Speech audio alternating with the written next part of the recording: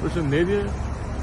Tabela lexohet ndryshe nga shteti shqiptar që pas orës 8 pas dite deri në orën 8 mëngjesit lejohet parkosh. Tabela në fakt është një krah majt rrugës që jep udhëzime vetëm për krahun e majt rrugës, dhe ndërkohë makinat janë parkuara më vonë se sa ora 8 dhe është marrë gjop nga të dyja mjetet.